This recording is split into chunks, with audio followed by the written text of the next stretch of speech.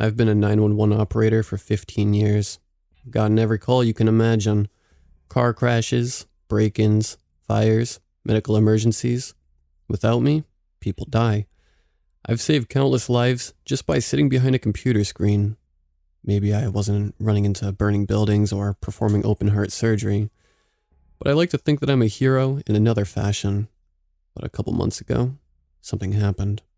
I can't really explain it. Or rather, I can, but I can't. According to the cops and the doctors, I shouldn't tell anyone about this.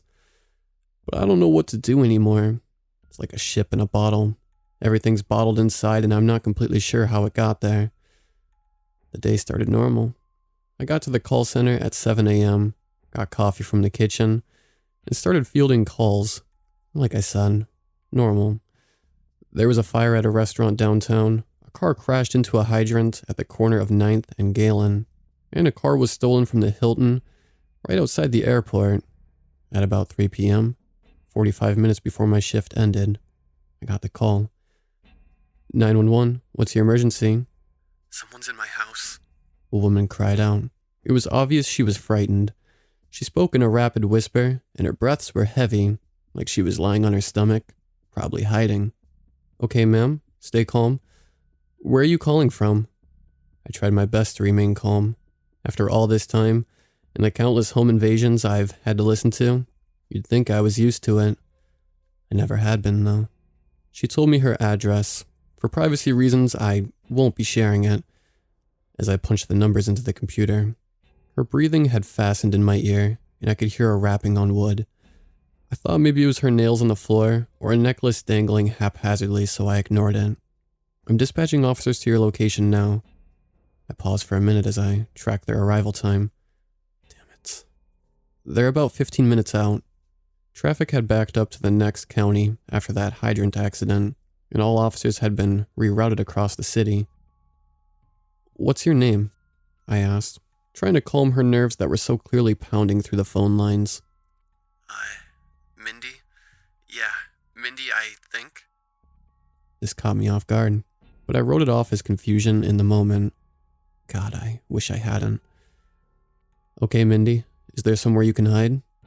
Yeah, I'm in my bedroom, under the bed. She sniffled in between near-silent sobs. Suddenly, there was a loud pounding, like someone had taken a baseball bat and beaten a wall with it, searching for a way in. Oh my God, they're at the front door. She screeched, and I furrowed my eyebrow. The front door? I thought they were inside already. What? I blurted out. I don't think I meant to, but I had. My door? They're at the front door. Ma'am, you said the intruders were already inside. Are there more? There was a bang and a shatter, then a scream. It was piercing and I grabbed at my earpiece, throwing it back on the desk and launching myself in my seat. For a moment of panic and looking around frantically at my coworkers, I grasped at it again and shoved it into my ear, fastening it. There was nothing, not even a sniffle. You know how people say, silence is deafening? Well, that's how it felt on the other side of that line. Hello? Mindy? Are you there? I asked. Nothing. I repeated it. Mindy, are you there? Still nothing. The line was still active. I could hear noise in the background, brushing and shuffling. It was so faint. And if you breathed, you could miss it. Suddenly there was a pop. Literally a pop. Like when you flick your cheek or pop a cap off a soda bottle. Hello? My breath was raspy, as if I was in Mindy's position now, waiting for help to arrive. Please, help. It was a different voice now whispering back at me. Gasping, I say it because I'm still not sure what it was. Who is this? The voice didn't respond. The more silence, the more agitated I got. Who am I speaking with? I demanded, and some of my coworkers turned to look. Mindy. It finally said again. It was deeper, gruff, definitely not the woman I was speaking with. You're not Mindy. Where is she? I peered back up at the office dispatch time. 5 minutes. Of course I'm Mindy. Said again, angrier than Mindy had been. I could hear a twinge of a southern accent deep in its voice somewhere. What's your name? I asked again. There was a groan on the other end that parted ways for another bout of silence. What's your name?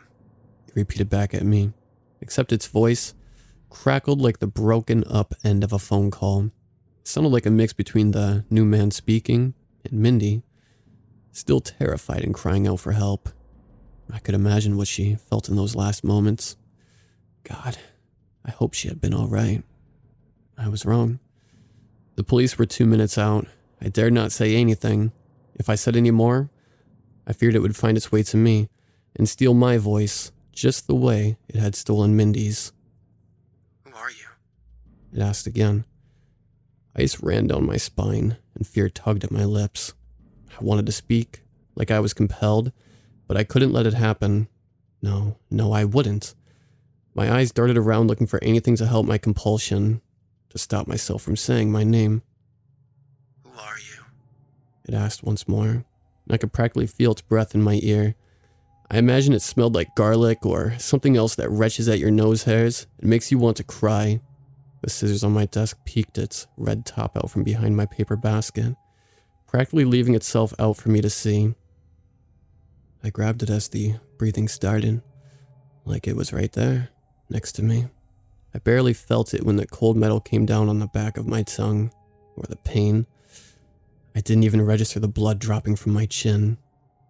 Amelia, the woman who sat directly to my right, looked over and let out a horrid gasp, like someone had just been killed in front of her.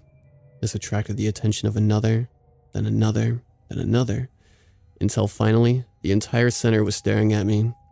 The line clicked. The call was over, but the worst part had just begun. It only took 20 minutes for everything to flip on its head. As for Mindy, I heard from a coworker of mine that when they got to Mindy's, the door was locked and everything inside was pristine, but Mindy had been nowhere to be found.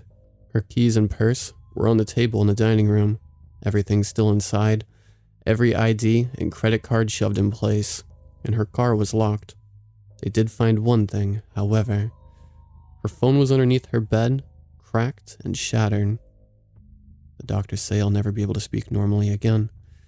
They couldn't save the tongue. I'm fine with it though. At least I'll never be able to say my name again, but I doubt that will stop it. Doctors couldn't fix the voice either.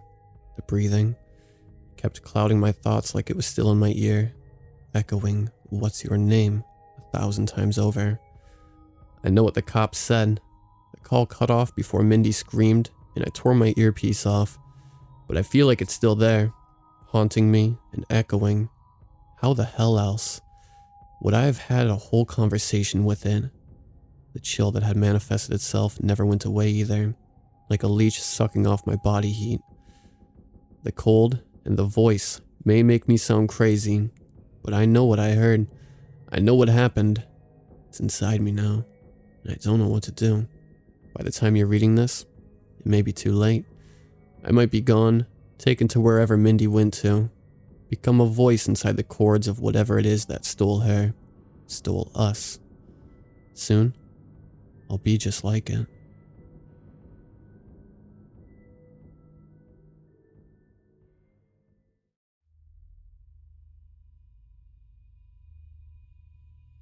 I personally have never really believed anything my little sister tried to convince me about, mainly because she was a horror fanatic, and anything creepy related, she would try and force you into believing it. Hell, she even made up some of her own little creatures, if she was creative enough. "Come on, you can't go on that hiking trip this year," my sister said as she grabbed onto my arm. I rolled my eyes and pried her hands off me. "I can, and I am going to go on this trip. It doesn't matter what kind of foot fungus monster lives there. I'm still going," I said in annoyance. My sister shook her head though, as if I had said something wrong. No. I don't care if you don't believe in Wendigos, but there's one there. My friend even told me so. You can't go." My little sister argued as she gave me her puppy eyes. I just scoffed at her ridiculous statement. I swear her friend was even crazier than she was. "Look, I'm going and that's final. If it makes you feel better, I'm only going to the peak of Blood Mountain and back. So go run along now while I finish getting packed and go leave with my friends." My sister opened her mouth to protest, but I gave her "I know what you're about to do, and it won't work" kind of look, which kept her quiet. I turned back to my clothes and quickly folded them and put them in my bag. I turned to check the time, and it was only 5:40. I still had some time to kill before my friends showed up. I spent my time watching some TV, until I got a text from my friend saying he was outside. I left the TV on and shouted out my goodbyes as I left. I hopped into the truck, slamming the door behind me. "See you ready to go on a nice vacation?" Someone in the back asked. I nodded my head. "Yeah, getting away from my family has been something I need for a while," I said sheepishly. The stranger nodded their head and gave me a smile. It was a little unnerving, but I didn't pay it any mind. We arrived at somewhere around 7 in the morning, and we said our goodbyes with the nice and comfortable car, and started our way towards Blood Mountain. The air was nice at first, but I want to say about 3 hours in, there was this disgusting smell that started to hang around the air. The further we walked, the more revolting the smell had become. Most of us held through, but some couldn't, and the smell got so bad, for them they puked. I don't blame them though. It smelled like all the dog shit you could find in the world, and then the sun-baked, rotting corpses you could find. Hell, I was even surprised I didn't puke too, especially since the smell of puke mixed with that revolting smell made some of the stronger stomached in the group puke too. That was pretty much the rest of the hike that day. Really shitty. It also seemed everyone was walking faster trying to get away from the revolting smell. Our unlucky souls had to deal with that smell as we slept that night. It was made worse too when a straggler restarted the already dead fire. And oh god, that smell was even worse. It was like my earlier description, but someone lit it on fire and left it at your door. I brought a hand up to my mouth and nose, and covered them as much as I could while still being able to breathe. It barely did anything though. The smell was still as strong as it was this morning. I tried again, but this time with my blanket, and it had the same effect as the hand idea. I just dealt with it though, and closed my eyes trying to sleep. But that goddamn whispering was getting annoying. I turned to face my friend, and his friend to see what they were talking about. "What are you guys doing?" I hissed out. When I got no answer, I pushed myself up and looked over my friends and his friend. They were both asleep, and at that point, I was more confused than scared. The only thing on my mind was, where did that whispering come from? I turned towards the opening of our tent and went over to open it. I grabbed the zipper hesitantly and slowly unzipped it. I didn't see a light of a fire though. No, there was something blocking it. I moved my hand out and touched it. My heart started beating faster and I felt the odd fur-like texture. I quickly jerked my hand back and threw myself towards the back of the tent. I didn't land on a wall but instead pushed the wall down. The thing in front of the tent let out a horrifying shriek. My eyes widened in horror as a thin and lanky arm reached into the tent, grabbing my foot. I started kicking at the arm desperately, trying to get the thing to let me go. At this point, my friends and everyone else in the camp were awake and panicking. My friend grabbed my arm, trying to help me from being dragged away by the thing that had my leg in its grasp. The once silent air was now filled with screams and shouts from the other people in our group. I closed my eyes and kicked harder on the hand that had me in its grasp. My other hand was grabbed, and the extra weight on the back side of the tent didn't really help. The stakes popped out and went along with whatever had me. We rolled down the hill, hitting all the rocks, bushes, and trees that were in the way. I hit my head on something, and there was something wet that started to slick my hair. That thing let out shrill screams as it fell down with us. Luckily, by this point, it had let go of my leg, but that arm was still stuck in the tent. "Aaron? Jackson? Sky?" Ella shouted, as she presumably started chasing after us. That soon became all the group said as we fell down the steep mountain. With a loud thud, we stopped. My head landed on Sky's head, and nothing came from him. No sound or anything. I would have got up and checked on him, but I couldn't. We were tangled up in the tent, and the entrance was nowhere that we could feel. Another thing that didn't make any more noise was that thing had attacked me. My heart was racing, my body shaking out of fear. Our names were still being called, and that's when I decided to get out of the tangle, and most likely broke in tent. Reached into my pockets, but my knife wasn't there. Must have fallen out when we were falling. I pushed my hands around the top of the tent trying to find the zipper. I had no luck though. I felt around the floor, and it went from smooth tent to hard forest floor. I picked up the tent part and moved around so that I could push my head through. It was uncomfortable, but I continued to push myself out of the tent. My face was pushed up against the ground, and my cheek was scraped as I pushed my head out. I shoved my other hand out of the tent hole. It felt like his arm was being popped out of its socket, but he continued the struggle to escape. There were quick and loud footsteps as Ella got closer to me. She grabbed my hand and started to drag me out of the tent. It took a while, and soon enough, I was out. "Are you okay? Do you need anything?" Ella asked. I shook my head. "We need to get them out too," I said as I turned around to go back to the tent entrance. "Do you have a knife?" I asked. Ella nodded and grabbed it out of her pocket. I took it from her hand and carefully cut a hole on the top of the tent. I put it down and grabbed someone's arm and started lifting them up. Ella helped me, and so did some of the new arrivals. The second person to come out was Sky. He looked like he was the most injured out of all of us. It almost looked like he was dead. The third was Jackson. I looked at my friend and desperately hoped that he was okay. "What the hell was that?" Maya asked as she looked at the tattered up tent and us. I shrugged my shoulders. Who knows and who cares? I'm not sticking around to find out, okay? We're leaving right now, I yelled in a panicked voice. Maya looked at me a little pissed that I was acting rude, but she nodded her head. "Then let's get going," she hissed out as she grabbed one of Sky's arms, and Zoe helped her. Ella helped me lift up Jackson and we started going. It was hard as hell to make it back up the steep mountain, but we pulled through. It took hours before we got back to Jackson's truck, and even then, we didn't have any keys and had to call someone to come and pick us up.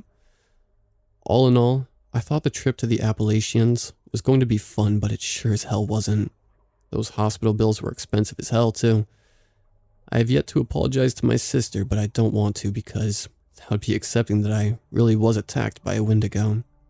Remember, though, be careful in the Appalachians, because they sure as hell can be dangerous in the wrong situation.